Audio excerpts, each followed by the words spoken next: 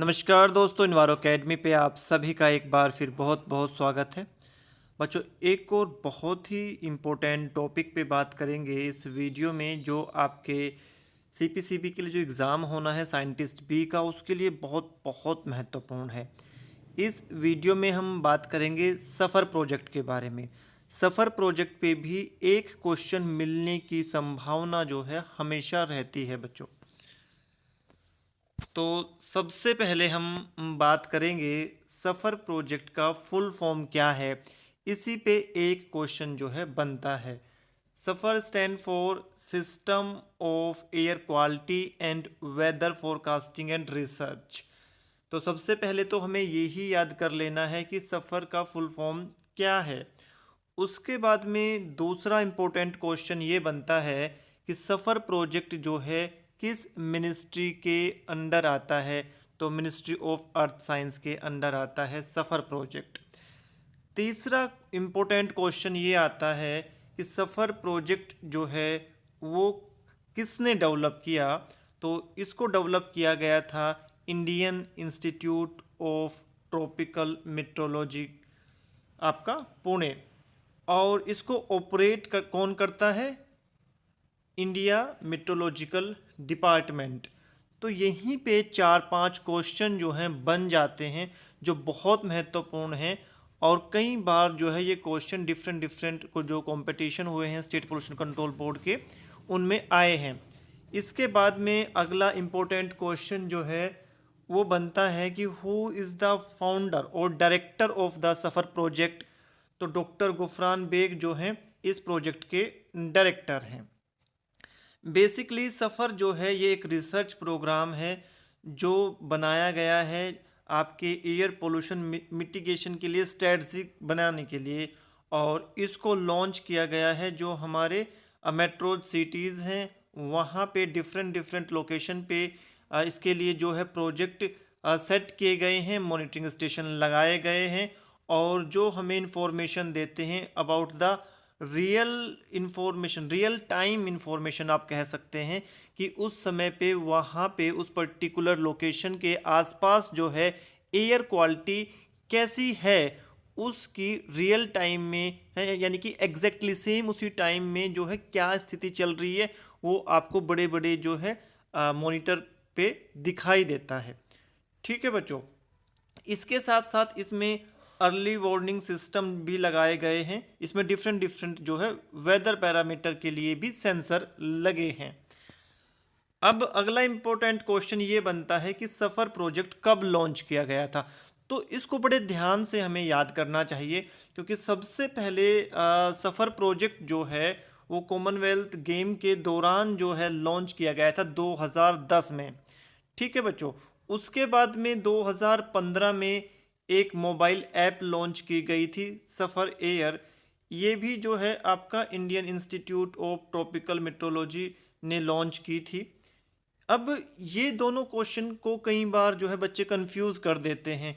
एक में जो आपकी डेट है वो है बेसिकली कि मोबाइल ऐप जो है सफ़र एयर वो कब लॉन्च की गई। और एक ये है कि सफ़र प्रोजेक्ट को सबसे पहले कहाँ और कब जो है यूज़ किया गया। उसके बाद में जो है 2018 में दिल्ली में जो है आपका पहला ऐसा प्रोजेक्ट लगा था सफ़र के अंदर, जो बेसिकली आपका अब मेट्रो सिटी के लिए काम कर रहा है। तो पहला जो प्रोजेक्ट लगा था वो स्पेसिफिकली आपके कॉमनवेल्थ गेम के दौरान जो है आपके दिल्ली में एयर की क्या क्वालिटी है वो चेक करने के लिए, वो दिखाने के लिए, क्योंकि बहुत बड़ा ओकेज़न था कॉमनवेल्थ गेम का, इसलिए लगाया गया था। उसके बाद 2015 में जो है आपका मोबाइल ऐप जो है वो लॉन्च किया गया। और 2018 में जो है आपका ये जो प्रोजेक्ट है ये आपका लॉन्च किया गया चांदनी चौक पे जो है ये लॉन्च किया गया था। डॉक्टर आपका हर्षवर्धन जी जो हैं उन्होंने इस प्रोजेक्ट को जो है लॉन्च किया था। इस आपके सिस्टम में बेसिकली आपका यूवी इंडेक्स के लिए सेंसर लगे थे, PM10 के लिए मरकरी, और आपका ब्लैक कार्बन। ये इतने पैरामीटर का जो है रियल डाटा देता था, यानी कि उस समय पे जो रियल टाइम जो था, है ना। असली डाटा, ठीक है, कि भैया अभी जो है क्या स्थिति है। अगर अभी 4 बजे हुए हैं तो 4 बजे जो है आपके इस पर्टिकुलर लोकेशन पे आप कह सकते हैं कि ब्लैक कार्बन का क्या कंडीशन है, मरकरी का क्या कंडीशन है, कितना उसका कंसंट्रेशन है। इसमें जो है बेसिकली आपके एलईडी डिस्प्ले लगे होते हैं और जो आपको 24 घंटे हफ्ते में 7 दिन जो है लगातार यानी कि डाटा शो करते रहते हैं, रियल टाइम डाटा, कि इस समय जो है यहाँ पे क्या स्थिति है, और उसमें डिफरेंट डिफरेंट सेंसर लगे होते हैं। इसके अलावा ये जो है आपको 72 आवर्स का एडवांस फोरकास्ट करता है वेदर का, कि जो है 72 घंटे के अंदर अंदर जो है वेदर की क्या कंडीशन रह सकती है। ठीक है बच्चों, अगर हम अल्टीमेट ऑब्जेक्टिव की बात करें कि इस प्रोजेक्ट का क्या ऑब्जेक्टिव था, तो बेसिकली आपका जो पब्लिक के, आम जनता जो है पब्लिक के अंदर जो है या पब्लिक के लिए अवेयरनेस जो है वो फैलाना था, कि भाई आपको पता होना चाहिए कि आपके शहर में जो है किस तरीके से अभी एयर क्वालिटी है। अगर एयर क्वालिटी आपकी ख़राब है तो आपको क्या क्या कर लेना चाहिए उसी के अनुसार।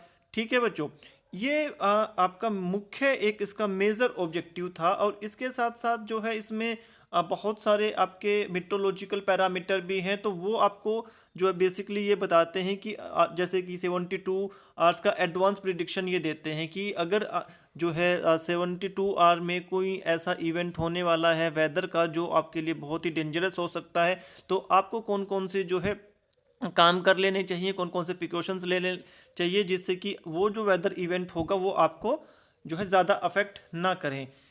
इसमें अलग अलग सेंसर लगे होते हैं सफ़र प्रोजेक्ट के मॉनिटरिंग सिस्टम में। जितने सेंसर की आपको आवश्यकता होती है उतने ही सेंसर जो है इसमें हम इंस्टॉल कर लेते हैं। जैसे कि इसमें PM 2.5, PM10, ओजोन, आपका CO, नोक्स, SO2, methane, non methane hydrocarbon, VOCs, mercury, benzene, PM1 तक के सेंसर इसमें लगे होते हैं।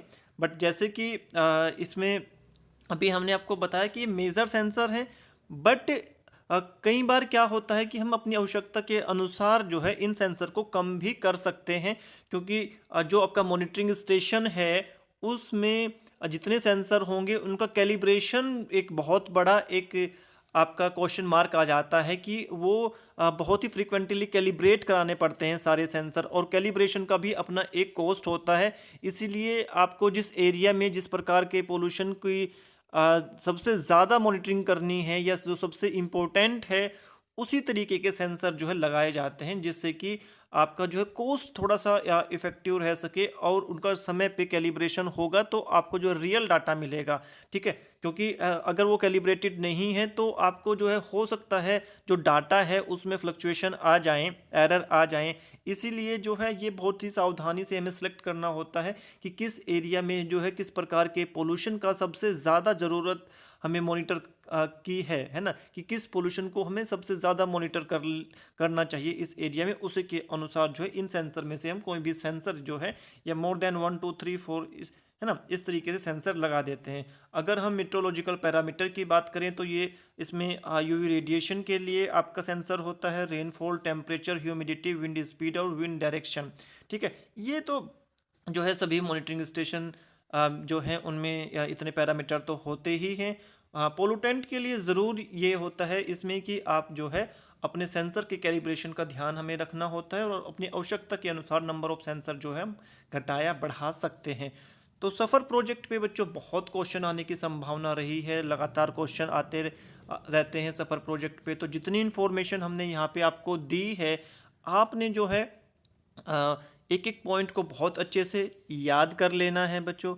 ठीक है, और कोशिश करनी है कि जितने भी डाटा हम यहाँ पे आपको प्रोवाइड कर रहे हैं उनको आप लिख लें, ये आपके लिए बहुत जो है बेनिफिशियल रहेगा।